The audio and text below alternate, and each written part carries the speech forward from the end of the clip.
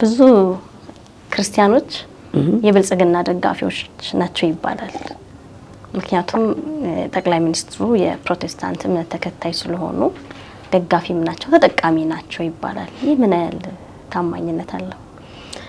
እኔ ሆነስትሊ ስፒኪንግ ስለ ፖለቲካ አላውቅም። ኢትዮጵያ ውስጥ በጣም የምትጸየፊው ምንድነው? ይሄ ነባራዊ ሁኔታ ብቻ መቃወም ሱስ አለን። ፖለቲካ በዩ መንፈሳዊ በዩ በሁሉ አቅጣጫ ዛሬን የመቃወም ምን የሆነ አባዜ ነው አይደለም። ትላንት የተዘራ ዘር አለ። ሌብነት ስራ ነው፣ ስትያዝ ወንጀል ነው በተባለበት ሀገር ይቅርታ ተባባሉ፣ ምድሪቷ ትፈወስ ሲባል ይሄ መንፈሳዊነት አይደለም። አሁን ዘይት ሻጭ ወለዱ፣ ጨርቅ ሻጭ፣ ሶፍት ሻጭ፣ ደላላ፣ የሴት ደላላ፣ ወንበዴ፣ ከመንፈሳዊነት ይልቅ ሽቀላ። አንደኛ ስለ ሽቀላ ዕውቀት የላቸውም። ገቡ ባህር ውስጥ ነግዶ መብላት አያውቁም፣ ሰርተው መብላት አያውቁም። ነጭ ዘረፋ ውስጥ ለምን ሲባል አሁንም ትላንት የተዘሩ ዘሮች የትላንት ለቅሶዎች አሉ። ከዛ ውጪ ደግሞ መርካቶ ስትኖሪ ቶሎ ብለሽ ሽቀላ መሸቀል ነው የምታስቢው እንጂ እንትኔ ምናምን የምታስቢው ለማንቺ መሸቀልሽን ብር እንዲኖርሽ ነው የምታስቢው። በቃ ዛፉን ፈርቶ ለዛፉ ነግርብሃለሁ ብትይው ሚደነግጥ ዛፉን ቂቤ የሚቀባ ጋሼ ጠርተው ካል ከተባለ እየተንቀጠቀጠ ምን አጠፋሁ ሚል ማህበረሰብ ነው። አንደኛ የወጡ ልጆች ስትሬት ኤ ያመጡ ልጆች ስኮላር ተሰጣቸው። ከዛ ተመልሰው ምን ሆኑ? ምን ሰምተሽ ታውቂያለሽ? አንቺ ሚዲያ ሰው ነሽ። ተመልሰው እንደው ያ የተወራላቸው ልጆች ተመልሰው በሀገር ደረጃ የምታደንቂያቸው አሉ። አየሽ ሞም የሚመለሰው አሉ። ቅንጥስ የሚያረግ የመንፈስ አሰራር ማለት ነው። ሚበላ ምድሪቷ ስር ተቀምጦ አንተ እኮ አማራ ነህ፣ አንተ እኮ ኦሮሞ ነህ፣ ከ2 ዓመት በታች የሆኑ ሁሉ ይጨፍጨፉ። ለምን? ወንበሬ እንደው ቢያንስ እስኪያድጉ ድረስ ብሞትስ ብሎ ሰው ትንሽ ማገናዘብ አይችልም?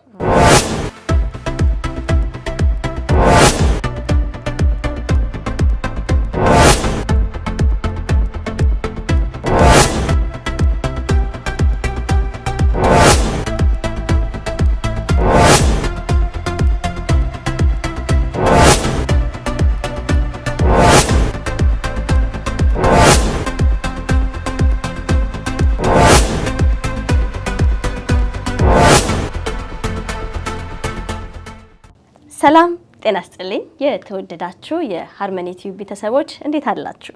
ይህ በሐመር ብሮድካስቲንግ ሰርቪስ እየተዘጋጀ የሚቀርብላችሁ የኔ ኢትዮጵያ የተሰኘው ዝግጅታችን ነው። ኢትዮጵያ የኔ፣ የአንተ፣ የአንቺ፣ የእኛ ናት። ዛሬ እንግዳ አለኝ። እንግዳዬ ፓስተር ኪያ ስብሐት ይባላሉ። ፓስተር ኪያ የቦርን አጌን የአእምሮ ህሙማን ማገገሚያ ማዕከል መስራችና ማኔጂንግ ዳይሬክተር ናቸው። ከሳቸው ጋር አብረን ቆይታ እናደርጋለን። እናንተም አብራችሁን ቆዩ፣ ተከታተሉን።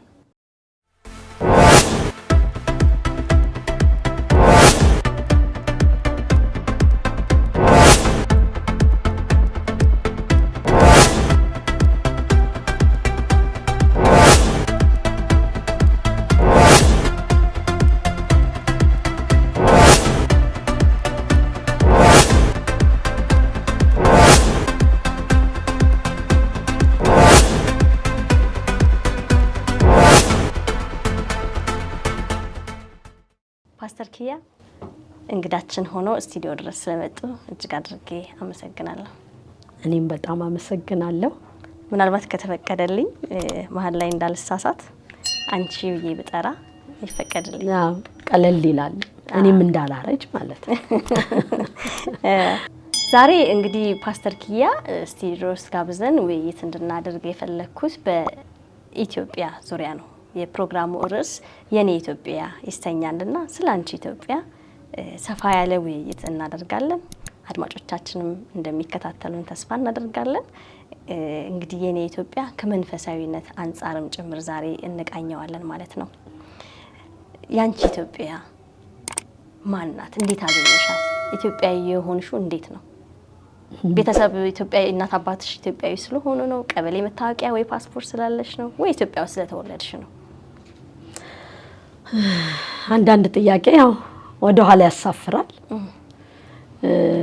እንዲህ አይነት ትኩረት ሰጥቼው አስቤ አላውቅም። እንደማንኛውም ሰው እንግዲህ ሌላው ሰው የራሱ እይታ ሊኖረው ይችላል። እኔ ግን ከተወለድኩበት ቤተሰብ፣ ሰፈር፣ ሀገር ተነስተሽ በቃ እኔ ኢትዮጵያዊ ነኝ። ሌላ ማስተካከያ አስቤ አላውቅም። እንደሚስተካከልም አስቤ አላውቅም። እድሜ ልጅ እያለሁ ነው እንግዲህ እኔ መንፈሳዊ ነገር ውስጥ የገባሁት። መንፈሳዊ ነገር ውስጥ ከገባሁ ደግሞ በአጭር ጊዜ ውስጥ እኔ ሰማያዊ ነኝ። በጊዜያዊነት ግን መኖሪያዬ ጊዜያዊ መኖሪያዬ ኢትዮጵያ ይባላል። ስለዚህ ኢትዮጵያዊ ነኝ። እንደው በተለየ መንገድ መጽሐፍ ቅዱስ ላይ ኢትዮጵያ ብዙ ቦታ ተጠቅሳለች። ከ40 በላይ ተጠቅሳለች እና አንድ ቦታ እንደው በውኑ ኢትዮጵያዊ መልኩን ነብር ጅንጉርጉርነቱን ይለውጣልን ይላልና እንደው ያንን ስታነቢ ስለ ኢትዮጵያዊነት ስለ ኢትዮጵያ ያሰብሽበት ጊዜ ይኖራል? በጣም እኔ እንደውም ከሱ ክፍል ይልቅ 2 ክፍል በጣም ይነካኛል። አንዱ ኢትዮጵያ እጆቿን ወደ እግዚአብሔር ትዘረጋለች እና ኢትዮጵያዊ ጃንደረባ በጣም ይነኩኛል። የመንፈሳዊነት ጅማሬ፣ ትሁት ልቡ፣ አንባቢነቱ ነው። ያገኘውን ነገር ያነባል። ብዙ ጊዜ ስለ ራሴ ማለት ነው እና እኔና አንቺ ታክሲ ውስጥ አብረን ብንገባ እኔ ታክሲ ውስጥ የተለጠፈውን ሁሉ አንገቴ ሁላ እየዞረ ማለት ነው ጉዳይ እንዳለኝና እና ደስ ይለኛል። እሱ ሰውዬ ሞዴል ቢሆን እላለሁ። አንባቢ ነው፣ ቀና መላሽ ነው፣ ትሁት ነው እና በተለይ 2ቱ ክፍል በጣም ይነካኛል። ኢትዮጵያዊነትን አስበዋለሁ እና ታውቀዋል አላውቀው የሚያስረዳኝ ሳይኖር ይሄ ዝም ብሎ አውቃለሁ ብሎ ትንሽ እውቀት ይዞ የሚውተረተር ሰው አይደለም። ማወቅ የሚፈልግ የሚያነብ ያነበበውን ደግሞ እንደው አዋቂ ለመባል አይደለም ለመጨመር እንግዲህ ኢትዮጵያዊ ጃንደረባ ስለሚልና በጣም ደስ ይለኛል። እነዚህ 2 ክፍሎች በተለይ ኢትዮጵያ እጆቿን ወደ እግዚአብሔር ትዘረጋለች የሚሉት ክፍሎች 2ቱ ክፍል ከየትኞቹም ክፍሎች በጣም ይነካኛል። አስባለሁ። እጅ ስለመዘርጋት እንግዲህ መሸነፍ ነው፣ መማረክ ነው፣ የራስን ጉዳይ መጨረስ ነው ብዬ አስባለሁ። ጃንደረባውን ሳየው ማንበብ፣ ማወቅ፣ ሌላው ሊያግዘው ሲል አለመከላከል፣ የሌሎችን እገዛ መቀበል እናንተ ትህትና ውስጡ አለው። ኢትዮጵያዊ ማንነት ማለት ነው። አዎ ብዬ አስባለሁ እና መጽሐፍ ቅዱስም ያረጋግጣል ያን ማለት ነው። በጣም የምወደው በሙላት ባየው ደስ የሚለኝ ባህሪ፣ ፍላጎት የመጨረሻው ብዬ አስባለሁ። ኢትዮጵያዊነት ላንቺ ምንድን ነው? ኢትዮጵያዊነት እንግዲህ በፍላጎት ያላገኘሁት ወይም ዕጣ አውጥቼ ከዚህና ከዚህ የቱ ይሻልሻል ተብዬ ሳይሆን እግዚአብሔር ኢትዮጵያ ውስጥ እንድወለድ ሲያደርግ ፕሮግራም አለ። መጽሐፍ ቅዱስ በእውነት ቃል አስቦ ወለደን ይላል። ዳግም ስለመወለድ ማለት ነው። ዳግም ስለመወለድ በእውነት ቃል አስቦ ቢወልደንም ኢትዮጵያም እኔ ስወለድ ዝም ብሎ የሆኑ ስሜቶች የሆኑ ሰዎች ግርግር ነው ብዬ አይደለም አስበው። ምክንያቱም ዓለም ሳይፈጠር ነው የኔ ምርጫ ወይም ተመርጫለሁ። መጽሐፍ ቅዱስ እንደሚነግረኝ በእናቴ ማህፀን ሳለሁ ዓለም ሳይፈጠር እና እነዚህ ነገሮች እግዚአብሔር ኢትዮጵያ ውስጥ እኔ እንድወለድ ኢትዮጵያዊ ሆኜ እንድወለድ እንድኖር እግዚአብሔር ያዘጋጀው መልካምና በጎ። ምክንያቱም እግዚአብሔር የፈጠረውን ሁሉ እያየ መልካም መልካም እንዳለ እኔም ኢትዮጵያ ውስጥ መወለድ ኢትዮጵያዊ መሆኔ መልካም የሚባል መልካም ስጦታ መልካም እድል ነው ብዬ ነው ማምነው። ምርጫ ቢሰጥሽ ኖሮስ የምን አገር ዜጋ ትሆኚ ነበር? እንዳልኩሽ የምንም አገር ዜጋ የመሆን ፍላጎት የለኝም። በተለይ ነፍስ ወደ ማወቁ መጥቼ ሰማያዊ የሚለው ነገር ሁለንተናዬን ስለገዛው የምናፍቀው መንግስት የምሄድበትም ሀገር አለኝ ብዬ ማምን አማኝ ስለሆንኩ ዛሬ ላይ ብትጠይቀኝ የምንም ሀገር ዜጋ የመሆን ፍላጎት የለኝም። ምናፍቀው ሰማያዊነቴን ተቀብያለሁ። ሰማያዊ ዜግነቴን ሄጄ ወይም መጥቶ ያንን ኑሮ ከጌታ ኢየሱስ ጋር እንዴት እኖራለሁ ብዬ ናፍቃለሁ እንጂ የዚህ ሀገር ዜጋ ብሆን የዚህ ሀገር ነዋሪ ብሆን የሚል። ሰማያዊ ዜጋ ስትሆኚ አሜሪካ ሆንሽ፣ አውሮፓ ሆንሽ፣ አፍሪካ ውስጥ ሆንሽ ያው ፓስተር ኪያ ነሽ። እንደዛ ስሜት ነው የሚሰማሽ? እንደዛ ስሜት ነው የሚሰማኝ። ምንም የተለየ ነገር አይሰማኝም። ዛሬ የሆንኩት ነገር መሆን ያለብኝ ነው ብዬ ነው ማምነው ሞደው እንጂ እንዲህ ቢሆን ኖሮ የሚል እንደሱ አይነት ልምድ የለኝም። ፓስተር ኪያ በልጅነቷ ከጎረቤቶቿ ከጓደኞቿ ጋር ከወላጆቿ ጋር ምን አይነት አስተዳደግ፣ ምን አይነት ህይወት፣ ምን አይነት ማህበረሰባዊ ግንኙነት ነበራት? ፓስተር ኪያ ብርቅ ሆና ያደገች ለጎረቤት ለቤተሰብ። ምክንያቱም ወላጆቼ 6 ልጅ ሞቶባቸዋል።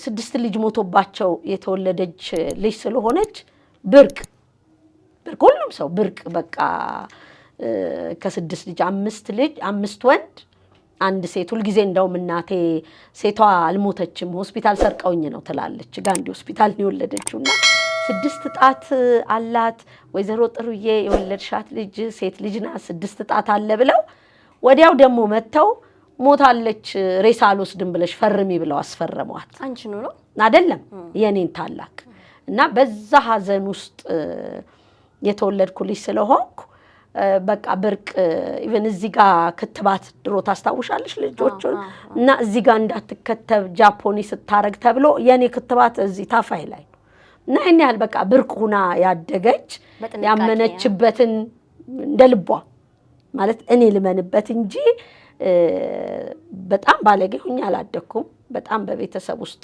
በስርዓት ነው ያደኩት። ግን ይሄ እንደ ሴት ጭቁን በቃ ዝም በል ምናምን አትናገር ከሚባሉ ቤተሰብ አይደለም ያደኩትና እስኪ ትናገር ይሄ መናገርሽ ተጠብቆ ተወደሽ ያደግሽ ልጅ እንዳልኩሽ ያ ችግር በጎረቤትም በቤተሰብም እሱን እድል እንዳገኝ አድርጎኝ ነው ያደኩት። እንደው ያው መንፈሳዊ አገልጋይም እንደሆንሽ አውቃለሁኝ። እንደውም አገሬን በሰማይ ነው ብለሽኛልና ግን ኢትዮጵያ በአስተዳደግሽ ጊዜ የነበረው ምን አይነት ነበር? ማለት ያንቺ ወላጆች ከጎረቤቶቻቸው ጋራ በቋንቋ በባህል ተለያይተው ነበር የሚኖሩት? ምን አይነት ነበረ ማህበረሰቡ? የት አካባቢ? እኛ ቤት እኮ ብዙ ብሔረሰቦች እኛ ቤት ነው እላቸዋለሁ እኮ ለቤተሰቦች እና እውቀቱም የለንም። እንዳልኩሽ ያው እድሜሽ ሲደርስ የሆነ ብሔር ምናምን ሲሉሽ ፈልገሽ ይመስለኛል እንደውም የምትናገሪው እንጂ አስበሽበትም አይደለም። ተቀላቅለን አንድ አይነት ሆነን ነው እንዲህ አላቀው እንዳልኩሽ መርካቶ አካባቢ ስለሆንኩ እንደውም የጉራጌው ማህበረሰብ ተጽዕኖ አሁን እኔ ቋንቋ ብትይ ጉራጌኛ እኮ በጣም እናገራለሁ። ግን ከጉራጌዎች ናቸው ቤተሰቦች? እኛ ቤት እንዳልኩሽ ኦሮሞ አለ። አያቴ አማርኛ ዳገት ሆኖባት አማኝ ሆነች።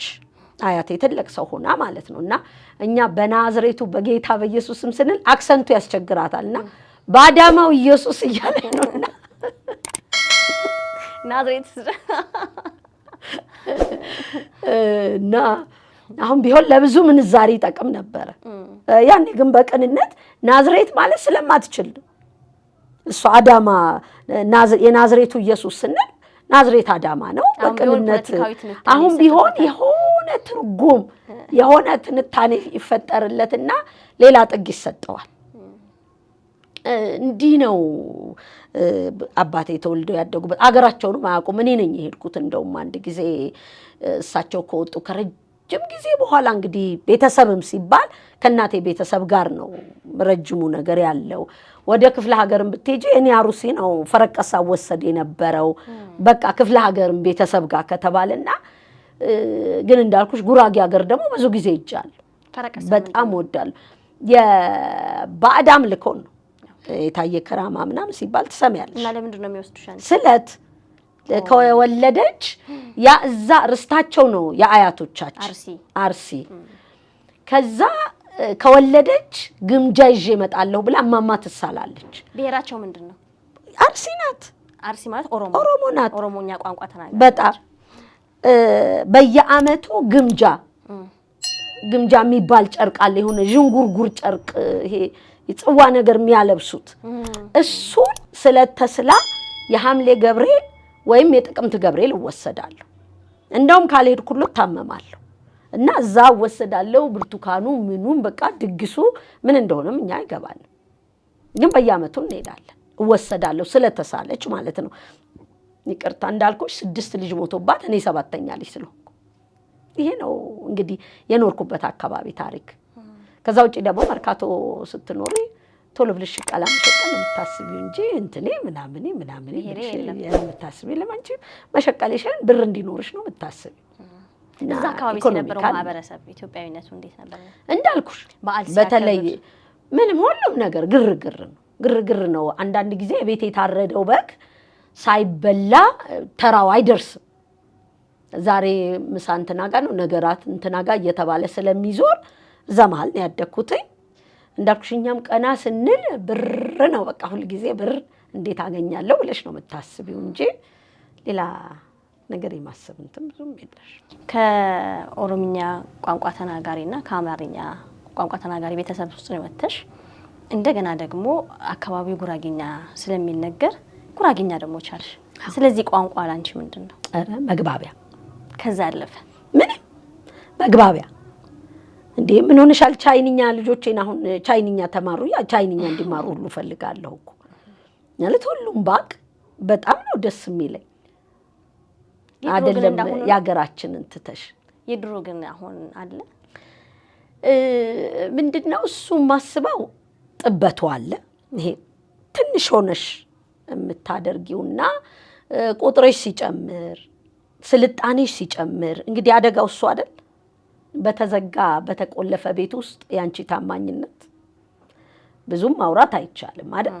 ሜዳው ሲለቀቅ ቁልፉ ሲሰጥሽ መጋዘኑ ሲሰጥሽ ነገሮች በስፋት ስታገኝ እኮ ነው ያንቺ ነገር ነጥሮ የሚወጣው። ያንን ለማመዛዘን የነበረው ጥበት እንዳልኩሽ ምናልባት እኔ ብቻ ልሆን እችላለሁ ጠባብ የታሪክ አዋቂ አይደለሁም። ሌላ ሰው ሲገመግመኝ አላዋቂ ብቻ ብሎ እንዲያስቀምጠኝ በብዙ ይቅርታ ጠይቃለሁና እኔ የሚመስለኝ በትንሽ ነገር የሆነውን ነገር አንዴ ዝርግፍ ሲል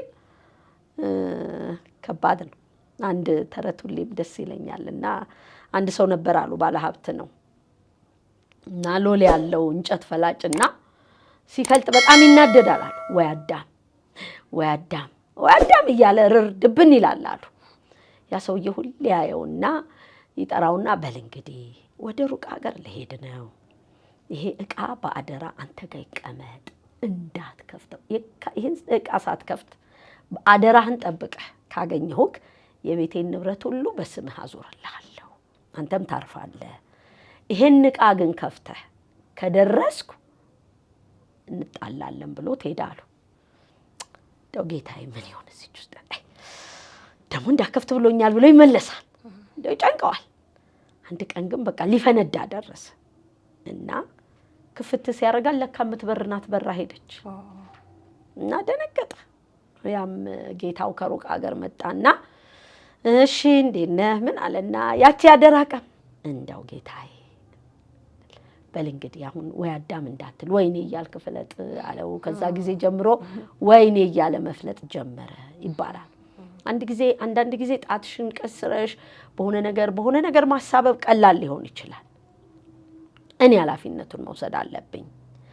እኔ ምን አድርጌያለሁ፣ እኔ ምን ግብአት አምጥቻለሁ የሚለው ነገር ግን ጠቀሜታ አለው እና ለማነጻጸርም ጤናማ ማነጻጸር ቢሆን ብዬ አስባለሁ እና የቀድሞውን ካሁኑ ጋር ለማነጻጸር ትንሽ ዳገት ይላል። የልብ ሞልቶ እንዲህ ነው ብሎ መናገር ማለት ነው። እንደው ከመንፈሳዊ አገልግሎቶች ጋር በተያያዘ ይሄ የብሔር መለያየት የእግዚአብሔር ቃል እንዴት ነው የሚገልጸው? ምንድን ነው በመንፈሳዊ ዓለም ላይ ምንድን ነው ያለው? እንግዲህ ብዙ የተለያዩ ነገሮች አሉት።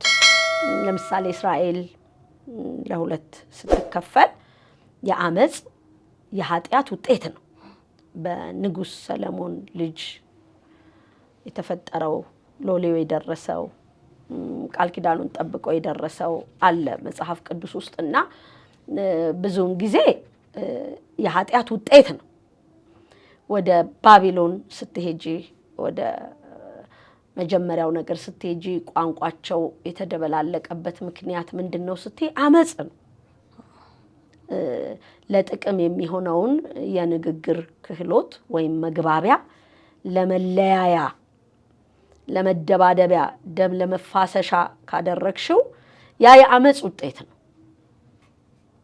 አንዱ አንዱን እንዳያደምጠው እንዳልኩሽ እስከ ሰማይ የሚደርስ ጡብን ገንባ ብለው ነው እንግዲህ እዛ ጋር ቋንቋ መለያየቱንም ስትመጪ ደግሞ እንዳልኩሽ ሰለሞን ጋር እነዚህ ነገሮች የኃጢአት ውጤት እንደሆኑ መጽሐፍ ቅዱሳዊ እውነቶች ያሳዩሻል።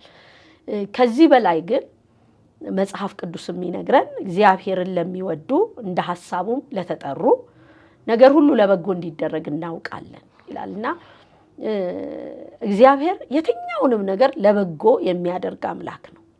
ያ ለበጎ የተደረገውን አሁን አንቺ ኦሮምኛ ብትቺ ምን አለበት? ትግርኛ ብትቺ ምን አለበት? አማርኛ ብትቺ ምን አለበት? ነውር አይደለም። ያ ግን ከኔ ጋር ለመጣያ እኔን ለማሚያ ሰዎች እንዳይሰሙ ለማጥፊያ ካደረግሽው ደግሞ አየሽ አጠቃቀሙ ነው አደጋ ውስጥ የሚከተን እንጂ የተፈጠረበት ነገር አይደለም። በእያንዳንዱ መጽሐፍ ቅዱስ እውነት ላይ እንደው ቆም ብለሽ ስታስቢ ሁለት ነገር በጣም አዝናለሁ። በጣም እግዚአብሔር ሞዴል አድርጎ እንደ አባቱ እንደ ዳዊት በቅን ልብ ሄዷል ይላል። ሌላም በቅን የሚሄደውን ሁሉ መስመሩ ዳዊት ብሎ አስቀመጠው። ከዛ ደግሞ ክፉ ነገር እንዳደረገ እንደ አክዓብ ብሎ ደግሞ ያስቀምጠዋልና ከየትኛው ወገን ነኝ? ምን እያረኩ ነው? የተሰጠኝን እድል ኢትዮጵያዊነት በዩ አማራነት፣ ጉራጌነት፣ ኦሮሞነት፣ ከምባታነት ምን ትጠሪውን ሁሉ ጥሪው የተሰጠኝን ነገር ለበጎ ብጠቀመው አተርፍበታለሁ፣ እጠቀምበታለሁ። እንዳልኩሽ እዛ ጋር በሁለት ረድፍ ሲያስቀምጥ ሁሉ ጊዜ ይገርመኛልና በአባቱ በዳዊት መንገድ ሄዷል ይላል። እንዴት ደስ እንደሚለኝ ልነግርሽ አልችልም። አክዓብ እንዳደረገው ምናምን ተብሎ ደግሞ የአክዓብ ረድፍ አለ። አሁን የምንቆምበትን ረድፍ ወይም የምንተረጉምበትን የምንጠቀምበትን ማረሙ እንጂ እንደው ስንዝር እያወጣን ከተጠቀምንበት ቅድም እንዳልኩሽ ነው። በአክዓብም መስመር የሚቆመው ያው የተጠራ ሰው ነው። በዳዊትም መስመር የሚቆመው ያው የተጠራ ሰው ነው። በተለይ በንግስና ደረጃ ላሉ ሰዎች የተሰጡ ረድፎች ናቸው እና እነዚህን ረድፎች በጥንቃቄ ማድረግ መምረጥ። መጽሐፍ ቅዱስ የከበረውን ከተዋረደው ብትለይ ይላል። እሺ እንደ አፌ ትሆናለህ ይላል እግዚአብሔር። ስለዚህ እነዚህ የከበረና የተዋረደውን ነገር ለይቶ ማወቅ አዋቂነት ነው ብዬ አስባለሁ። ሰላም ከማጣታችን ጋር በተያያዘ መፈናቀል፣ መገዳደል እንዲሁም ደግሞ ከኢኮኖሚያችን መውደቅም አንጻር ደግሞ የከፋ ድህነት ውስጥ ረሃብ ውስጥ ምን ያለ ነው አሁንና ይሄ የኃጢአት ውጤት ነው የምትይው? አዎ መጽሐፍ ቅዱስ እነዚህ ችግሮች ከምቾቶቻችሁ ከምኞቶቻችን አየሽ እኔ አንቺን አጥፍቼ ትልቅ እንደምሆን አስባለሁ። እሺ ትንሽ ጥበት ማለት ነው ይሄ። እንደኔ ቅድም እንዳልኩት ማንም ሰው ሊፈርጀኝ ቢፈልግ ካላዋቂነት ብቻ እንዲፈርጀኝ አደራያል። የመጡ ችግሮቻችን ናቸው። ምክንያቱም እኛ በስንዝር ነገር የምንደባደብ በተለይ እንደ ቦርናጌን ሳስበው ኢትዮጵያን ያሳየኛል ብዬ አስባለሁ። ውጭ ሀገር ሊሄድ ነው ተብሎ ያለቀለት ሰው አብዶ ሰምተሽ አታውቂም? እናንተናን ያስደረገበት እንትና ቋታችን ትንሽ ነው። ደግሞ እንደሱ አይደለም። አንቺ ትልቅ ስትሆኚ የማየትል ለምን አጣን? ለምን ይጠፋብናል? ከየት መጣ? ቅድም የነገርኩሽ ነገር አለ። ታፍኖ የቆየ ማንነት ጨዋ ነው ልለው አልችልም። እድሉን ሲያገኝ መድረኩን ሲያገኝ ያን ጊዜ የሆነው ማንነት ነው ማንነት ልንለው ምንችለው።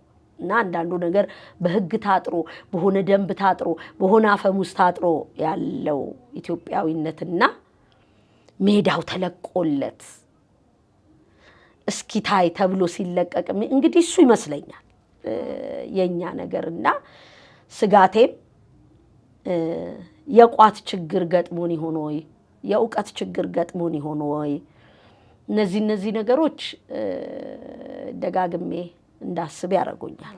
ማንን የኋላ ታሪካችን ምን ይመስላል? ምን ነበር? እውነት የኋላ ታሪካችን አሁን ተበላሸ?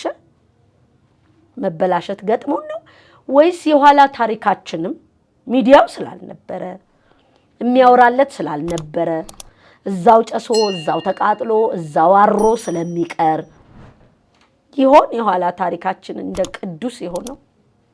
እሱም በደንብ ማየት ይፈልጋል። አይሽ እነሱን ሳናይ አሁን የሆነ ዱብዳ ናዳ እንደመጣብን ካሰብነው እሱንም ባህላችንን ስለማልወደው ማለት ነው። ያው እንደምታውቂው ብዙ ጊዜ አሁን ብትሞቺ በስመ አብ ቀና ብለሽ አታይም እንጂ ሰው ላይ ያወራልሻል። በቃ መልአክ ነበረች ይሉሻል። ግን እስክሞቺ ለምንድን ነው የሚጠበቀው? ለምንድን ነው ዛሬ ማናደንቅሽ? ትልቅ ሰው ነሽ። እንግዲህ አልሞስት የተወለድኩበት ጊዜ የመጨረሻው ነው። መንግስታት 1-2 በግለሰብ ደረጃ ከሆነ 3-4 ያየው ይመስለኛል ግለሰቦቹን። አንድ አቶ ተስፋዬ የሚባሉም የጥቂት ቀን መንግስት የነበረ ገብረ ኪዳንና እንደው እነዚህን የምትቆጥሪ ከሆነና በጊዜው የመቀበል ባህል የለንም። ሁሉ ጊዜ በቃ ነገሩን አናታራቱ ሲባል ነው። ከዛ በኋላ ደግሞ ካለፈ በኋላ ዞሮ መሳለም ማድነቅ እና ይሄ ነገራችን እንደው ታክሲ ውስጥ ያው ቅድም እንደነገርኩሽ ታክሲ ውስጥ ሁሉንም አነባለሁና ታክሲ ውስጥ ካነበብኩት አንዱ የሰው ማርጀቱ በተስፋ ከመኖር ይልቅ በትዝታ መኖር ሲጀምር ነው። እና አይተሽ እንደሆነ ሁሌ ትዝታ ነው። እንዲህ ወደኋላ ያኔ እኮ እንዲህ ነበር፣ ጤፍ ስሙኒ ነበር፣ 1 ብር ነበር ምናምን በቃ ከሁሉም ሰው አፍ የምትሰሚው አረጅ እኮ ነው። አሁን ትዝታ ውስጥ የገባ ነው። አሁን እኛ አላረጅንም፣ ግን ጤፍ ወደኋላም ሄደሽ ስትሰሚ ሁሉም ሰው እንደዚህ እያደረገ የቱ ጋር ይቆም ይሆን ብዬ አስባለሁ። ዛሬ መቀበል ዛሬን ተቀብለን ዛሬን አድንቀን ችግሮችን ነቅሰን አውጥተን በጣም ብዙ ነገር አለው። 99 ነገር አድርገሽ አንዱ ስተትሽ በጣም ይጎላል። ሶርት አውት ማድረግ ይፈልጋል። ችግሮቹ ከየት መጡ? ከዛስ ደግሞ እንዴት ነው የምናስቆማቸው? ይሄ በየፈርጁ ቢደረግ እኔ ከባድ ችግር ውስጥ ያለን አይመስለኝም። የጠፋው ግን እንዲህ አይነት ስክነት የለንም። እንዲህ ሁሉንም በጡንቻ አድርገን ነው የምንጨርስ የሚመስለንና ምናልባት እሱ አለመስከናችን የተሻለ ፖለቲካ ያው እኔ ፖለቲከኛ አይደለሁ፣ የተሻለ ኢኮኖሚ፣ የተሻለ መከባበር እንዳየሽው አሁን እኔ ሁሌ ሲነገር የሃይማኖት ሀገር ናት፣ የክርስቲያን ደሴት ናት ምናምን ሲባል እሰማለሁ። ግን ነው ወይ የክርስትና አውዱ ችግሮቹ ከየት እየመጡ ነው? እንግዲህ ከፍተኛው ቁጥር አማኝ ነው። ከፍተኛው ቁጥር በምንም በይው በእስልምናም በፈለግሽው ብቻ አማኝ ነው። ይሄ አማኝ ማህበረሰብ እንዴት ነው ምናልባት እምነት የለሽ የሚሆኑት? እኔ 10% የሚኖር አይመስለኝም ኢትዮጵያ ውስጥ። በተለምዶ አማኝ የሚባለው ጴንጤ ስለሆነ ምናልባት አይደለም። እኔ የትኛውንም ቤተ እምነት የእስልምናን ካቶሊክ እንዲህ የማላቃቸው የእምነት ሀገር ናት። ከዚህ የወጡ እንደው 10% የሚኖሩ አይመስለኝም። ቢቀር በዛፍ የሚያምን አለ። በቃ ዛፉን ፈርቶ ለዛፉ ነግርብሃለሁ ብትይው ሚደነግጥ፣ ዛፉን ቂቤ የሚቀባ ጋሼ ጠርተው ከተባለ እየተንቀጠቀጠ ምን አጠፋሁ የሚል ማህበረሰብ ነው። ታዲያ ይሄን ህዝብ መግዛት ይከብዳል? ይሄን ህዝብ መግዛት አይከብድም። ግን የመግዛት በተዋረድ ያሉ ነገሮች በሙሉ እንዳልኩሽ ዛሬን መቀበል ትልቅነት ነው። እኔ አሁን ኢትዮጵያዊነትን መቀበሌ ትልቅ ነው እኮ ለኔ። ባልቀበልስ አንዴ በባህር ሄዳለሁ ስል አንዴ በአረብ ሀገር ሄዳለሁ ስል አውሬ በልቶኝ ይቀራል። ሄዶ ማደግ ነውር ነው እያልኩ አይደለም። ኢትዮጵያዊነትን መቀበል ግን ያላትን ሀብት፣ ያላትን ባህል፣ ያላትን ግብረገብነት በደንብ እየፈለግሽ እንድታጣጥሚው ያረግሻል። ከማዝንባቸው አንዱ ነገሮች ያው እንዳይቀየሙኝ ግን ኢትዮጵያውያኖች በሙሉ እኔ ቅኝ ተገዝተን ቢሆን ብዬ አስቤያለሁ። አስነጥሶን ይወጣልን ነበር ብዬ አስባለሁ። ለምን እነዛ የተገዙ ሰዎች አስነጥሷቸው በቃ ወጥቶላቸው። እኛ አይተሽ እንደሆነ ልብስም ካሉን የውጭው ማርክ ካለው የሆነ ማርክ የውሸታችን ራሳችን በራሳችን አንድ ወዳጄ ጋር ገብቼ ለምንድን ነው ይሄንን ባጅ የምትለጥፉት አልኩ። የሚሰራው እኛ ሀገር ነው። ከዛ ሰው እንዲከሳን ነው አይሉኝም። እኔ ኮስሜቲክስ ኢንዱስትሪ ነበረኝ እና በጣም ቆንጆ ፋሪስ ኮስሜቲክስ ኢንዱስትሪ ይባላል።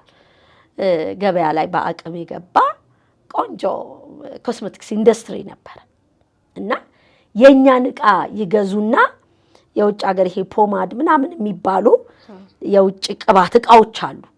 የእኛን ቅባት በዛ በውጭ ሀገር ቅባት ዕቃ ውስጥ ይከቱታል።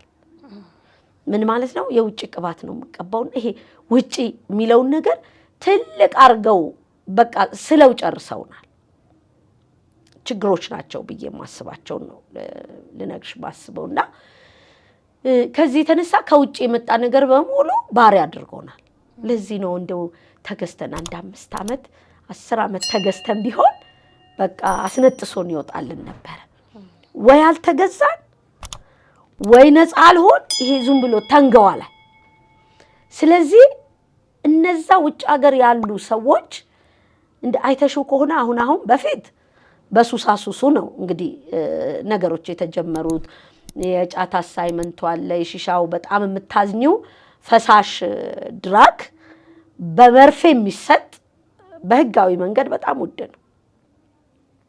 ግን በህጋዊ ባልሆነ መንገድ ግን መምህራን ልጆችን ወግተው ያገኘናቸው ልጆች አሉ፣ ድሮ ማለት ነው፣ ቆየት ያለ ታሪክ። አሁን እነሱ ሁልጊዜ ለኛ ይፈበርኩልናል። አይሽ በጣም ይፈበርኩልናል። በፈበረኩልን ቁጥር ደግሞ እኛ ሁሉም ልክ ነው። ከውጭ ሀገር የመጣ ነገር ሁሉ ለኛ ልክ ነው። ስለዚህ ትውልዱን አስቢው። አሁን እዛ ዩቲዩብ ላይ ተጥዶ ነው የሚቀመጠው። በዛ ደግሞ ገንዘብ ይከፈላል አሉ። ስለዚህ አሁን ስለሱ ስለሚያገኘው ገንዘብ እንጂ ሀገሪቷን ወዴት እንደሚጥላት አያስብም። እሺ ሀገሪቷን ወዴት ትወድቃለች? ይሄኛው ስልጣኔ ምን ይዞት መጣ? እሱ ገንዘቡን ነው። አይሽ አደጋው እንጂ ያንቅን ህዝብ ያ የተለያየ እምነት፣ የተለያየ ቋንቋ፣ የተለያየ ብሔር ብሔረሰብ ተግባብቶ የሚኖርበት ሀገር አሁንስ ኢንጀክት ታደርጊዋለሽ፣ መርዝ ይሰጠዋል። ያ ዩቲዩብ የሚባል ፌስቡክ የሚባል ሶሻል ሚዲያ የሚባለው ነገር ገና አልደረስንም። ለአቅመ ሚዲያ የደረስን አይመስለኝም። ለምን? ከሀገርሽ ከህዝብሽ ሲቀጥል ደግሞ ከሰው በላይ በእውነት በዚህ እየፈጠርሽ ምናልባት ቢፈቅድ አንድ ቀን ትጋብዣዋለሽ። እኔ ያነሳሁት ሰው ነው። ለአመታት ፌስቡክ ላይ ተቀምጦ ሀገር ያፋጀ ሀገር ያጫረሰ ከሱ አፍ ቢሆን ስለሚያምር እነዚህ ሰዎች ናቸው አይሽ ጫት እየቃሙ እየመረቀኑ በለው መጣልህ ይላል፣ በለው ወጋህ ይላል፣ በለው በዚህ በኩል አለፈ ይላል፣ እንትን አለ ይላል። አማርኛውን ሰሞኑን አይቼ በጣም ነው ያለቀስኩት። አንድ ፌስቡክ ላይ ኢትዮጵያ እጆቿን መድገም አልፈልግም ወደ እግዚአብሔር እንጂ አሁን ወዳሉት ነገር ኢትዮጵያ እጆቿን አትዘረጋም፣ እንድትዘረጋም አንጸልይ። ይሄ እንግዲህ በቀጥታ ከእግዚአብሔር ጋር አየሽ፣ በቀጥታ ያለ ዕውቀት ከማን ጋር ይላተማል ሰው ሄዶ? ከእግዚአብሔር ጋር።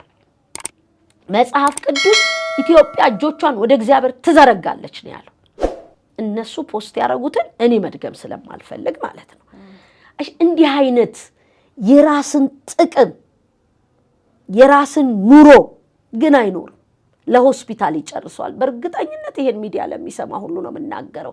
ትላንት የወደቁ ሰዎችን ታሪክ ማዳመጥ ያስፈልጋል።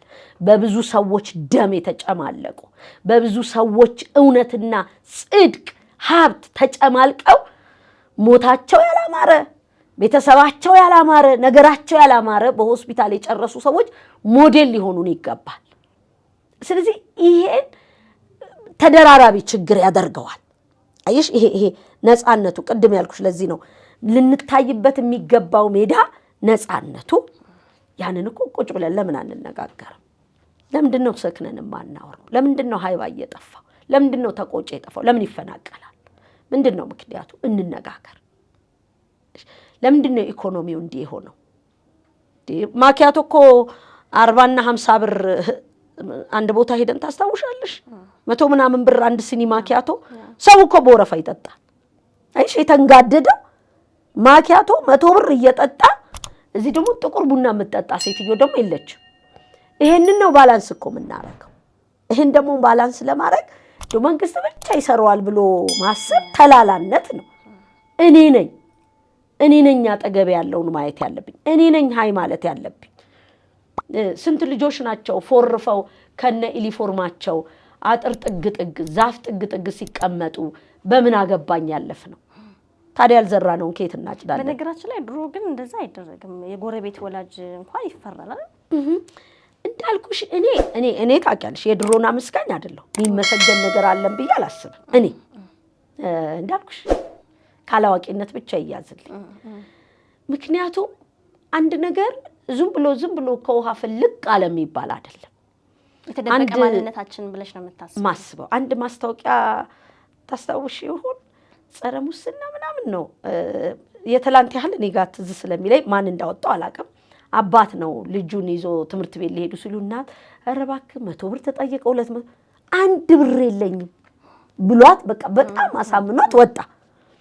የታክሲ ሊከፍል ሲል ማአት ባለ 100 ኖቶች ላሳርጎ ልጅቷ አለች። ከዛ ቀጠለና ተደወለለት። አዎ ናዝሬት ነኝ ትላለች ልጅቷ። እቺ ልጅ ናት ሀገር አሁን የምትይዘው እኮ አይሽ አድጋለች እሷ ልጅ። እና ትላንት ያልዘራ ነው ዛሬ በቀለ ብለን እናስብ ይሆን? እንደሱ ማሰብ አልችልም። እንደሱ አላስብም። እማስበው ትላንት ሽፍንፍን አርገን ቤት ውስጥ የዘራ ነው ዘራል አይሽ የተከልናቸው ተክሎች አሉ። ምክንያቱም ትውልድ ኮንቲኒቲ ያለው ተቀባባይ እንጂ ድንገት የሆነ ጎርፍ መጥቶ አገኘው የሚለው ነገር ትላንትን ተጠያቂ ላለማድረግ የተሰሩ ስራዎች ናቸው። እኔ ግን በእያንዳንዱ ምዕራፍ ትላንት ትላንትን ተጠያቂ አድርገን የሚደነቀውን አድንቀን ዛሬ ያለው ነገር የትላንትን እንዳይደግም የጀመረውን ደግሞ መልካም ነገር እንዲያበረታታ መስራት እንጂ ትላንት በቃ የመላእክ ኑሮ ነበረ፣ በቃ ትላንት የምንኖረው ኑሮ ሙሉ ለሙሉ እንደው የመላእክ ኑሮ ነበር ብሎ ዞሮ መሳለም እኔ ራሱ ጤነኝነትም አይመስልኝም። እንደው ወደ መንፈሳዊ ደግሞ መለስ ስላርግሽና ከጥቂት ዓመታት በፊት የፕሮቴስታንት እምነት ተከታዮች ተቀባይነት አልነበራቸውም። ቤት ማከራየት፣ እድር ላይ፣ ቁብ ላይ በብዙ መንገድ የእምነቱ ተከታዮች ይገለሉ ነበር። አሁን ደግሞ ያ ሁሉ ተረሳና ክርስትና እምነት ተስፋፋ በምንልበት ሰዓት አንገት የሚያስደፉ አገልጋዮች ነን የሚሉ በተስፋፉበት ሰዓት ላይ ደርሰናልና ይሄ ራሱ ለአገር እርግማን አይሆንም? አሁንም እንደሱ እንደ ቀድሞ ይዘሽ ልትሄጂ ነው። አሁንም አደጋው ትላንት ላይ ትላንት የተዘራ ዘር ነው ዛሬ ወንበዴዎችን ያበቀለው። እነዚህ ወንበዴዎች ከሆነ ሰማይ ከሆነ ሲኦል ተጠራርተው አልመጡም። አይሽ እሱ ነው መጽሐፍ ቅዱስ ተራራው ዝቅ ይበል ሸለቆም ይሙላና ባላንስ እናርግ። አይሽ መንፈስ ቅዱስ በዚህ ባላንስ ይሰራል። የምር ዛሬ መጣው እንዲሁ ቃላት ማይገልጠው ጥፋት፣ አመጽ፣ መንፈሳዊ ልትዩ ማትችው ውንብድና፣ የጠራራ ፀሐይ ዱርዬነት፣ ራስ ወዳ። ድሮ እኮ ብዙ ወንዶች ጴንጤ የሆኑት እኮ ሴት ፍለጋ እየመጡ ነው። ለምን ሲባል ካለባበሷ፣ ከጨዋነቷ፣ ከሁሉ ነገሯ የፕሮቴስታንት እምነት ተከታይ ሴት በጣም ተፈላጊ ናት። እና እሷን ፈልጎ ይመጣና ቃል ሲሰማ ደግሞ ቃለ እግዚአብሔሩ ልቡን ይነካዋል። እዛው እያለቀሰ የእግዚአብሔር ፈቃድ ከሆነ ከሷ ጋር ካልሆነ ደግሞ ሌላ ህይወት ውስጥ ገብቶ ግን ወደ ጌታ ኢየሱስ ወይም ዳግም ለመወለድ ምክንያት የሚሆኑ በጣም በሁሉ ነገራቸው ሞዴል የሚሆኑ ሰራተኛ ከተፈለገ እንደው ጴንጤና ተብሎ እኮ በመብራት በዛ ሁሉ መከራ ነው የምነግርሽ እኮ በመብራት ነው የሚፈለገው አደራ ለመስጠት ታማኝነት ገባሽ በዚህ ታማኝነት ውስጥ ግን የተከፈሉ መከራዎች ነበሩ መከራዎች አየሽ ትልልቅ ገንዘቦች የነበሯቸው አጥቢያ ቤተክርስቲያናት ለወንጌላውያን ደሞዝ ለመክፈል እያሳዘናቸው የብዙ ወንጌላውያን ልጆች አማኝ መሆን አይፈልጉም ለምን ሲባል አባታቸው ጌታን ብሎ ተጎሳቁሎ ስለኖረ አየሽ እነዚያ እርግማኖች አሉ እያቃሰተች መታከሚያ አታ የሞተች ያገልጋይ ሚስት ትልልቅ ገንዘብ ያላቸው አጥቢያ ቤተክርስቲያናት እነዚያ እርግማኖች ኖሩና አሁን ዘይት ሻጭ ወለዱ ጨርቅ ሻጭ ሶፍት ሻጭ ደላላ የሴት ደላላ ወንበዴ ከመንፈሳዊነት ይልቅ ሽቀላ አንደኛ ስለ ሽቀላ ዕውቀት የላቸው ገቡ ባህር ውስጥ ነግዶ መብላት አያውቁም ሰርተው መብላት አያውቁም ነጭ ዘረፋ ውስጥ ለምን ሲባል አሁንም ትላንት የተዘሩ ዘሮች የትላንት ለቅሶዎች አሉ እንባዎች አሉ ረጃጅም መንገድ በእግር ሄደው ያገለገሉ ስለዚህ ይሄ እርፍና ነው ለነዚህኞቹ ግን ምንድነው ሲድ ነው ዘር ነው ያ ዘር ነው አሁንም መመለስ ቢገባል ዘርን ወደ ኋላ ማየት ያጠፋነውን ጥፋት ነህምያ እኔና የአባቴ ቤት በድለናል አለ ወደዚህ ሰሚት ማረጉስ መግባት ነው የሚፈልግብን እንጂ አሁንም ጣት መጠቋቆሙ መፍትሄ ያመጣ አንደኛ መጨረሻው ዘመን እንዲህ አይነት ነውሮች ልንሰማ ግድ ጻድቁ በመንገዱ አመፀኛው ያምጽ ተብሎ ተፈቅዷል መጽሐፍ ቅዱሳዊ ፈቃድ ነው ለአመፀኛው ፈቅዶለታል ያምጽ ዋጋውን ያገኛል አይሽ ማንንም ይላል ቆሮንቶስ መጽሐፍ ላይ ማንንም በወርቅ ቢያንጽ መብቱ ነው በከበረ ድንጋይ በብር ባገዳ በእንጨት በሳር ያለ ወደ 6 አይነት የማነጫ አይነቶች አቅርቧል መርጦ ማነጽ የገንቢው ነው ወይም ያናጩ ነው ስለተቸሹ ማይመለስም አንዳንዱ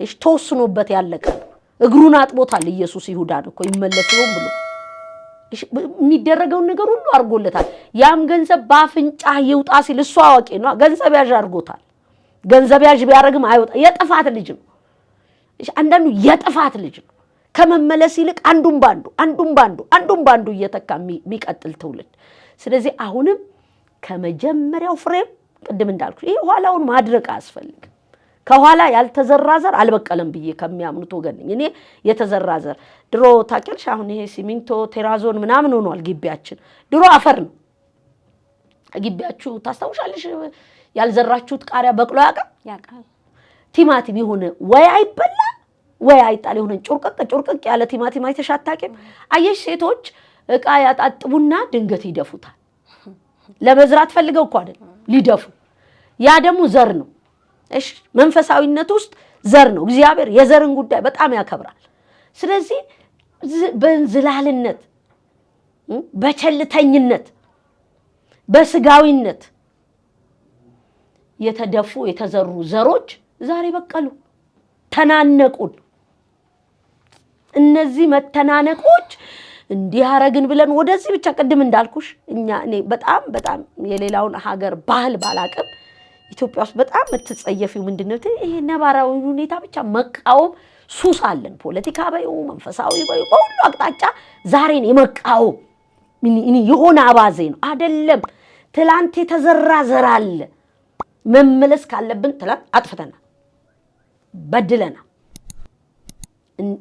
በእንዝላልነት የዘራነው ዘር አለ ስለዚህ ለሱ ንስሐ ይገባል ዋጋ ይከፈላል ዳዊት እኮ ከሳኦል ቤት የአዲስ ኪዳን ነው እውነት ነው ግን ንስሐ ይገባል ከሳኦል ቤት በቃ በድሎናል ኪዳን ፈርሷል ብለው እኮ ጠይቀው ሰዎች እስኪገደሉ የደረሰበት ጉዳይ አለ የዘር ጉዳይ በአዲስ ኪዳንም ሰው የዘራውን ያንኑ ያጭዳል አየሽ ስታጭጂው እፍኝት ዘሪና እቅፍ ይሆናል ይበዛል እና እንደው እንትናንም እየፈለጥ ነው ምናርመው አይመስለኝ። ዘር ነው በድለናል። ይሄ የኔ በደል ነው፣ የዘራሁት በደል ነው። ምናልባት በጊዜው ደሞዝ ያልከፈልናቸው ወንጌላውያኖች፣ በጊዜው የጎዳናቸው መጋቢዎች፣ በጊዜው የገፋናቸው እኔ አስታውሳለሁ። ወደ 98 ይመስለኛል ጋሽ ዳንኤል ወደ ኢትዮጵያ ሲገቡ ሳገባ ለኔ ሽማግሌ ነበረ። በጣም ማከብረው፣ በእውነት በጣም ማከብረው ከነ ቤተሰቡ ጋሽ ንጉሴ ይባላል። በጣም ወንድሜ፣ በቃ ለኔ ብዙ ነገሬ ማለት እችላለሁ ጋሽ ንጉሴን። ከሱ ጋር ተነጋገርንና ፕሮግራም እናዘጋጅ። ጋሽ ዳንኤል እንደምታውቂው ኢትዮጵያውያን በሙሉ አማኙ ማህበረሰብ በጣም የሚያከብረው ሰው ነው ጋሽ ዳንኤል። እና ጋሽ ዳንኤል ወደ ኢትዮጵያ እየመጣ ስለሆነ ይሄ ነቢያቱ አገልግሎት ደግሞ ተገፈታትሮ መቆሚያ መቀመጫ አጥቷል። ስለዚህ እንዴት ሼፕ አፕ እናርጋቸው፣ ቤተክርስቲያን እንዴት ትቀበላቸው? አንዳንዱ ንግግር አይችልም። በሌሊት ይመጣና ሽማግሌዎች ሲጸልዩ ሲዶልቱ በስጋ እንትናን ሊገፈትሩ እንትናን ሊሾሙ ሲሉ እነዛ በግርድፍ ይመጡና የሰራዊት ጌታ እግዚአብሔር እንዲህ ይላል ብለው ያፈርጡታል። የዚህ ጊዜ ነቢያቱን ማሳደድ፣ ነቢያቱን ማባረር። እንደውም አንዳንዶቹ የነቢይ ቢሮ የለም፣ ትልቅ ጩኸት ነበር። ስለዚህ ወዴት መጣን? አዲስ አበባ መካነ ኢየሱስ ሄድን፣ አዳራሹን እንዲፈቅዱልን። እያንዳንዱ አጥቢያ ቤተክርስቲያን በእነሱ ጋር ያለ የነቢይነት አገልግሎት ያው ታውቂዋለሽ፣ ነቢይ ነኝ ይልሻል፣ አያያዝ አያውቅም፣ የእግዚአብሔር ቃል እውቀት የለውም፣ ሼፓፕ መደረግ አለበት። ስለዚህ እነዚህን ሰዎች እንዲሰጡ ጋሽ ዳንኤል ደግሞ ስልጠናውን እንዲሰጥ ይህም ፕሮግራም አሳልጠን በጣም ብዙ ዋጋ ነው የከፈልነው፣ በጣም ብዙ ዋጋ። መጨረሻ ላይ ግን ይስቁብን ነበረ። ነቢይም ይባላል እንዲህ ቀልደኞች ናችሁ። በጣም ነው ማዝነው። በጣም አየሽ፣ ሳይቃጠል በቅጠል የሚባለው ያኔ ነው። እባካችሁ ተው፣ በመሃላችሁ ያሉትን እኔ ለምን ስለ እህቴ አልነግርሽም? የኔ እህት ጉለሌ ገነት የሚባል ቤተክርስቲያን ነበረች፣ ታናሽ እህቴ። ከዛ ትመማ የሚባል የቤት ለቤት ህብረት አለ። እዛ ህብረት ውስጥ አብራ ታገለግላለች። ስታገለግል እንግዲህ አይንሽን ስጨፍኝ ነው የሚመጣው። ትንቢት እኮ ልናገር ኑ ዛሬ ትንቢት ቀን ነው ሲሉ ራሱ ስቃለሁ እኮ። የትንቢት ቀን ነው የሚባል የለም። ትንቢት እንደወደደ የሚመጣ እግዚአብሔር ምነው ሳኦል ከነቢያት ወገን ነው ወይ የቂስ ልጅ የሚባል እግዚአብሔር ሲያመጣው የሚመጣ ብቻ ነው። ከዛ በኋላ አይኗን ስጨፍን እኔ የጌታ መንፈስ የዚህ ቤት ልጆች ሊሰልሙ ነው እንዳይሰልሙ ጸልዩ ብላ ትናገራለች። በአጋጣሚ የዛ ቤት የቅርብ ሰው የሆነ ነው ለካ የቸርቹ ፓስተር። አበደ፣ ጨርቁን ጣለ፣ ጩኸት ሆነ። እንዴት ታረጋለች? ትንሽ ናት እኮ በእድሜ። ይሄ እኮ የምነግርሽ የዛሬ 24 ዓመት ምናምን አካባቢ የሆነ ታሪክ ነው የምነግርሽ። ፈለጧት እና እንዳልኩሽ እኔ ሐሳቤን በመናገር ነው ያደኩት። እና ቀጥ ብዬ ሄድኩ። ቀጥ ብዬ ብትሳሳትስ ተሳሳት አልኩት። ከተሳሳተች አንተ ፓስተር ነህ፣ ስለዛ ቤት ሳይድድ ልትሆን አይደለም ወንበሩ ላይ ተቀመጥከው። ወንበሩ ላይ ተቀመጥከው እግዚአብሔር ምን ይላል ልትል። ከተሳሳተች ደግሞ እሷም ከመንጋዎች ከአንዷ ናት። በሽ የቤተሰብነት ሳይሆን የኔ ቤተሰብ ተነካ ሳይሆን አንቺ የምትቀመጭበት ቦታ መንጋው በሙሉ እኩል ያንቺ ኃላፊነት ነው። ከዛስ ጉዳይ ይፈጠርልሽም ምጥትልና እኔ እንጃ ፓስተር አሁን ስም መጥራት ስለማያስፈልገኝ የሰራዊት ጌታ እግዚአብሔር ወንበርህ አይደለም በቅርብ እኔ ራሴ ተናደድኩ። አንዱ ሽምግልና አልጨረስኩ በአናት ሌላ መልእክት ይዛ መጣች። ትነሳለህ ይልሃል ጌታ። በቃ ምን የዱላው የጭቅጭቁ ጉዳይ በቃ ዱላ ስልሽ በአካል የሚታይ አይደለም። ይሄን በቃ እንደ ውሻ እነዛም ልጆች የተነገረው ትንቢት ተፈጸመባቸው። ያም አገልጋይ የተነገረው ትንቢት ተፈጸመበት። አየሽ አደጋ። እነዚህ ልጆችስ የነዚህ ልጆችን ባል አይሽ አንዳንዱ ትንሽ ገንዘብ ይዞ ይመጣና ጠጋ ይላል። አገልጋይ እንዲደረግ ምናምን ምሳ ይጋብዛል። ያኔ ወይ ይሄ አረብ ሀገር ሄደት ካለ ሱፉን ይዞ ይመጣል። እኔ አስታውሳለሁ አንድ ቸርች ውስጥ እሱ ሽማግሌ አይሆንም ብዬ ያልኩበት ለምን ሴት ሲጠብሳይቸው ሚስት አለችው ሴት ሲለክፋይቸው ሴት የለከፈ ሰውዬ እንዴት ሽማግሌ ይሆናል ብዬ እሱ ደግሞ እዛ በቃ ምሳ ይጋብዛል ምን ይላል ጦርነት ሆነ ሽማግሌ ይሄ ለቅሶ አለ ትንሽ እንዳይመስልሽ እነዚህ ለቅሶች እግዚአብሔር ጋር ይደርሳሉ የነዚህ ጥርቅም ነው ዛሬ ሀገራችን የክርስቲያን እነዚህ ዘሮች በቃ የተሰጠንን እድል አልተጠቀምንበትም ዘቀጠ ወር ዛሬ የቱን አንስተሽ ነው የቱን የምትታዩ የቱን አንስተሽ የቱን የምትታዩ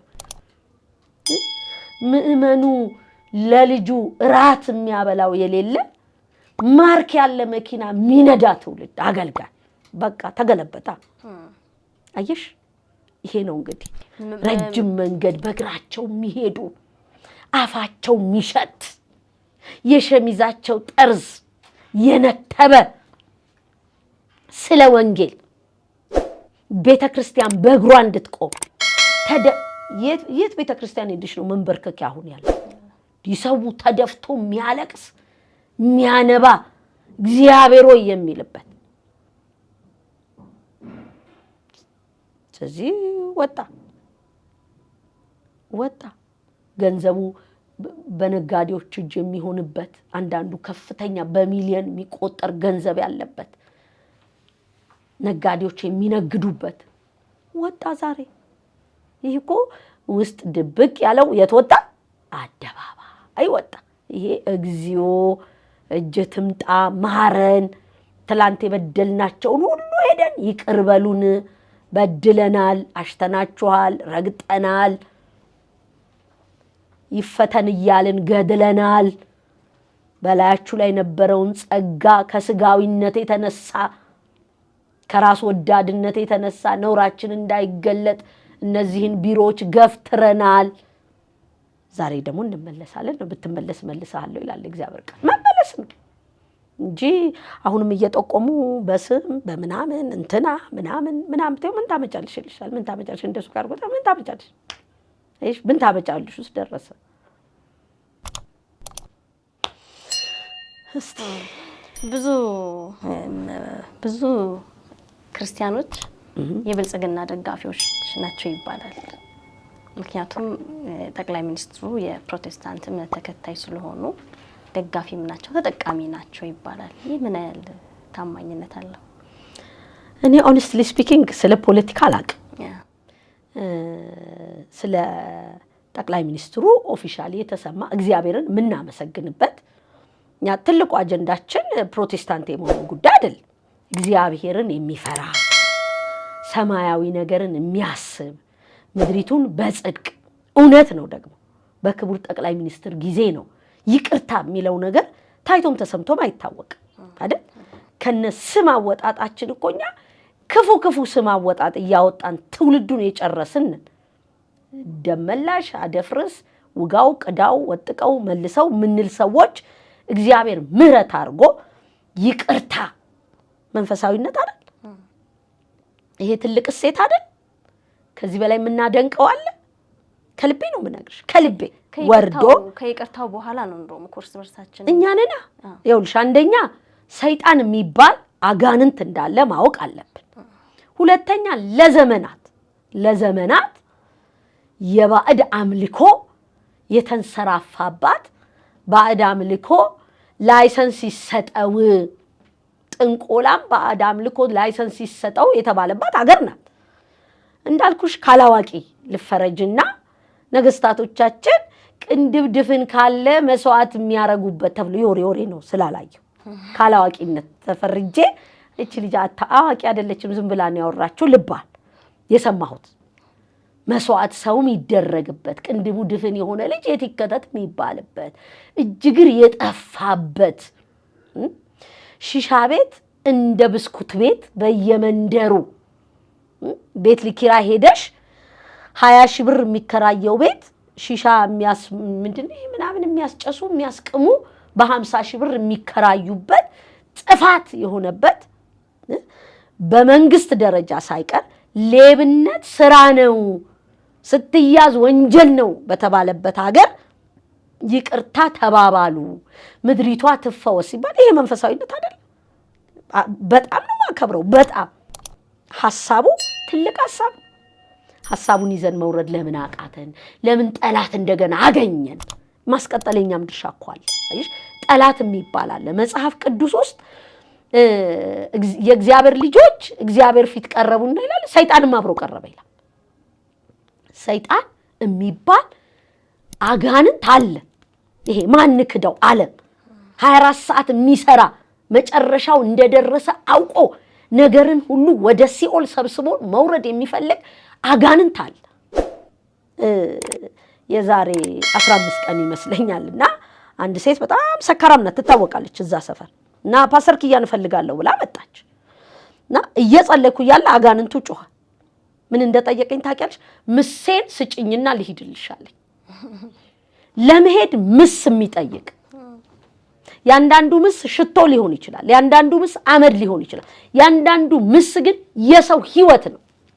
ነፍስ የሚፈልግ ነፍስ ሳሊዝ ምድሪቱን አለቅም የሚል የሚታገል የሰው ነፍስ ምሱ አድርጎ የሚጠብቅ የሰው ነፍስ ሳላንጠለጥል ምድሪቱን አለቅም ብሎ የቆመ እልህኛ መንፈስ እንዳለ ማወቅ ያስፈልጋል። ግብር የለመደ እንዳልኩሽ የሰው ግብር የለመደ ሊኖር ይችላል። የእንስሳ ግብር፣ የልዩ ልዩ ነገር ግብር። ይሄን ግብር የለመደ መንፈስ መነሳቱ አይቀሬ ነው። ኢየሱስ ተወለደ ሲባል እልልታ አይደለ? የኢየሱስ መወለድን ተከትሎ ግን 2000 ህፃናት ተገደሉ። አየሽ፣ የኢየሱስ መወለድ ያበሳጨው እባብ 2000 ህፃናትን ነፍስ ይዞ ሄደ። ራሔል አለቀሰች። አስለቅሶ የኢየሱስን መወለድ የሰማ እባብ በሄሮድስ በኩል በሰነፍ ሰባሰገል ጠፋባቸው። ሄደው ገብተው ወጣ ነገሩ። በእንዲህ አይነት በሰነፎች እነሱ ኮከብ ይመራቸው ነበር። በኮከብ ምሪት የነበሩ ኮከቡ ሲጠፋባቸው ቆም ከማለት ይልቅ ህፃኑ ሊወለድ የሚችለው የአይሁድ ንጉስ ቤተ መንግስት ነው ብለው ቤተ መንግስት ገቡ። የተነገረ ትንቢት ቢሆንም የትንቢቱ ማስፈጸሚያ ነው የሆኑት። አይሽ ከዛስ የኢየሱስ መወለድ ስተት ነበር እንዴ? አይደለም። ታዲያ የጠቅላይ ሚኒስትሩ ይቅርታ፣ መተቃቀፍ፣ ማልማት ማሰብ ስተት ነው አይደለም። በዚያ ኮቴ ግን አብሮ የሚሰራ ነፍሳቸውን ሳይቀር ሊነጥቅ የነበረ መንፈስ እኮ ነው። ከዛስ የሌላውን ነፍስ እየነጠቀ አየሽ። ይሄ ለማዳ እባብ አውሬ ግብር የለመደ አንዴ በዘር አንዴ በሃይማኖት አንዴ በምንጥሶ እያለ ምን እየወሰደ ነው? የነፍስ ግብር እየወሰደ ነው። የሰው ደም እየጠጣ ነው። ይሄንን ማስጠበቅ የኔም ያንቺም የፖለቲከኞቹም የሃይማኖተኞቹም ኢትዮጵያዊ ነኝ እግዚአብሔር በዓላማ ነው ኢትዮጵያዊ ያረገኝ የሚል ሰው ሁሉ ኃላፊነት ሀገር ውስጥ ሊሆኑ ይችላሉ፣ ከሀገር ውጭ ሊሆኑ ይችላሉ። የሚዘሩት ክፉ ዘር መከተሉ አይቀርም። ስለዚህ አሁንስ ደም የለመደ መንፈስ አለ።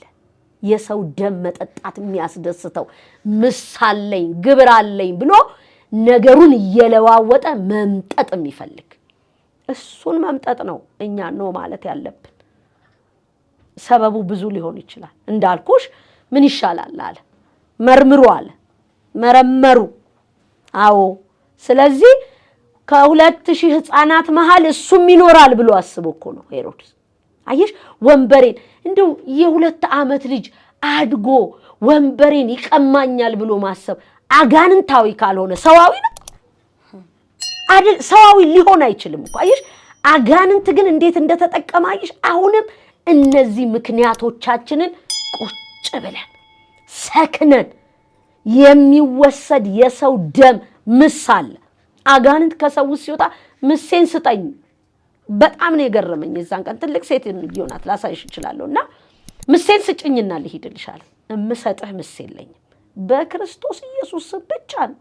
አንቺ እኮ እኔ አቃጥዬህም አላውቅም። እኔ አቃጥዬ አላውቅም። ምን ያቃጥላል? እኔ ሰው ነኝ።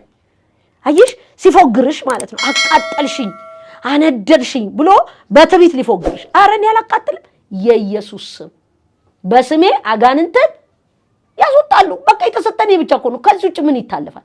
በእኔ ነው በከሌ ነው በከበደ ነው ባለሙ ነው ብለሽ ቀንድና ጅራት ማውጣት አያስፈልግሽም። በኢየሱስ ስም ብቻ ነው። ምስ የሚባል ነገር አይሰራም።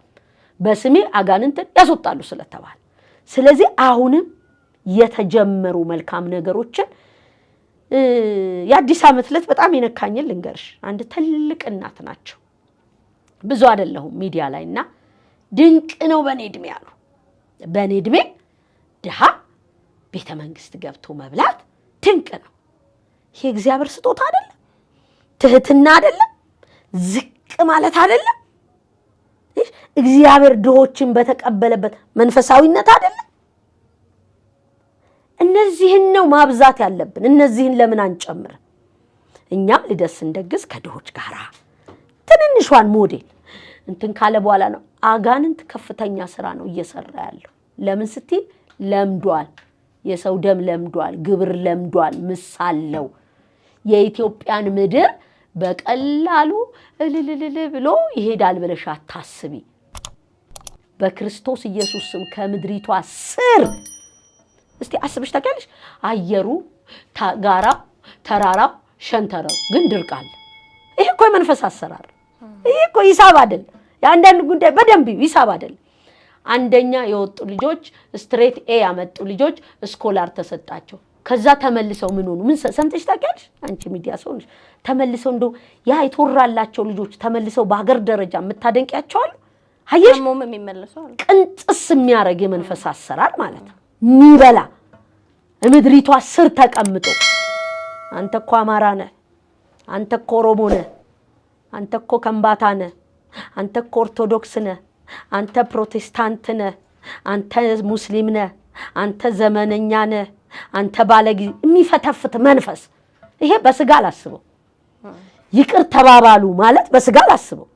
እነዚህን ይዘን እነዚህ ጠቃሚ ሴቶች ለሰው እረፍት ሰንበት ያለባቸውን ይዘን መሄድ ነው የሚበጀን ወይስ እንደ ሄሮድስ ከ2 ዓመት በታች የሆኑ ሁሉ ይጨፍጨፉ? ለምን ወንበሬን እንደው ቢያንስ እስኪያድጉ ድረስ ብሞትስ ብሎ ሰው ትንሽ ማገናዘብ አይችልም?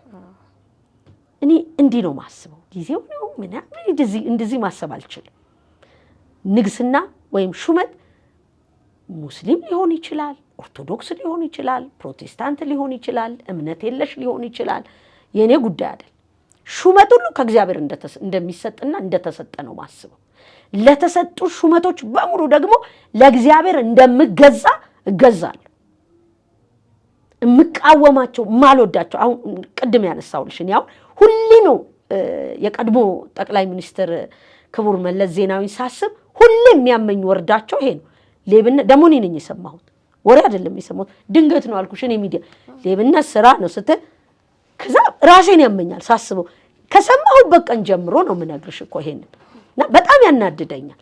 በቃ የሚያናድድ ቃል ካለኝ እድሉን ካገኘው እነግራቸዋለሁ። ልክ አይደለም።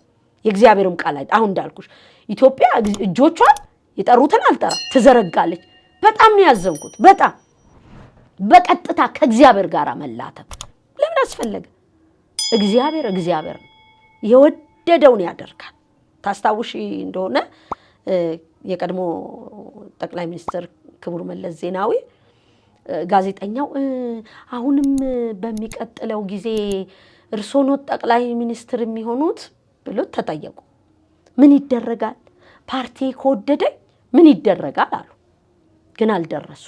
አየሽ የእግዚአብሔር ከባድ ጥሪ ሞት የሚባል ጥሪ ነው። እግዚአብሔር ጀግናም አይገልጠው የወደደውን የሚያረግ እግዚአብሔር የሚባለው አምላክ ልክም ተመሳሳይም አንደኛ ሁለተኛ ምናምን የማይባልለት አምላክ ነው። የወደደውን በማይክሮ ሰከንድ ውስጥ ማድረግ የሚችል አምላክ ነው። ይሄ አምላክ ያለኝን ማድረግና ማክበር ብቻ ነው የኔ ስራ። ስለዚህ አክብሪ ብሎኛል፣ አንግሳል፣ አዎ አከብራለሁ። ተበላሸ ነገር ካለ እንደ ሰው ጸልያለሁ። ልክ ያለው ነገር ካለ ደግሞ ባገኘሁት አጋጣሚ ይሄ ነገር እኮ ልክ አይደለም ለምን አልታየም እላለሁ እንጂ ከንትን ጋር ወስዶ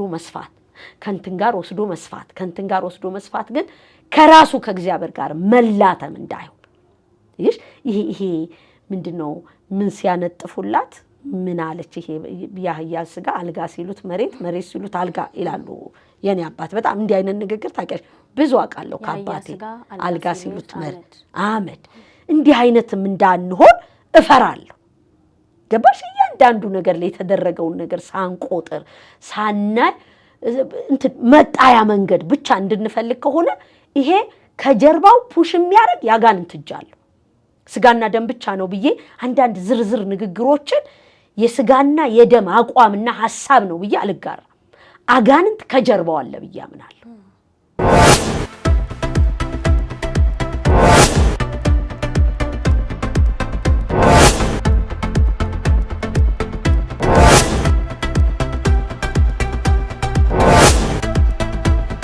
የተወደዳችሁ የሃርመኒ ቲዩብ ቤተሰቦች ውይይታችን አላበቃም፣ ይቀጥላል። አብራችሁን ቆዩ። ካፍታ ቆይታ በኋላ እንመለሳለን።